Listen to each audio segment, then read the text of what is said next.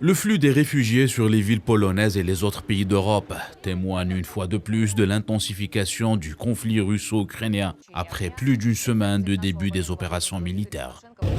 Au 10e jour et autour de la capitale Kiev, les combats continuent, notamment au nord-ouest et à l'est de la ville.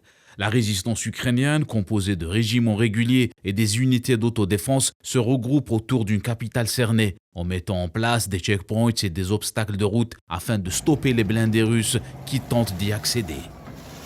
Les habitants s'abritent sous le sol à chaque bombardement ou retentissement de sirènes.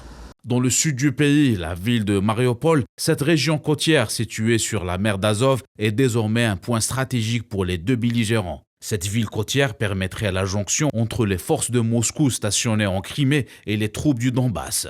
Des développements sur le terrain qui coïncident avec la décision de l'OTAN de ne pas créer une zone d'exclusion aérienne au-dessus de l'Ukraine, ce qui écarterait une éventuelle confrontation directe entre les Russes et l'Alliance Atlantique.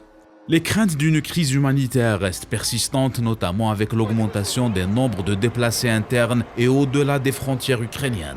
Le chiffre de 4 millions pourrait être atteint dans les prochains jours. Une situation pour laquelle le Conseil de sécurité de l'ONU se réunit ce lundi après 10 jours de conflit.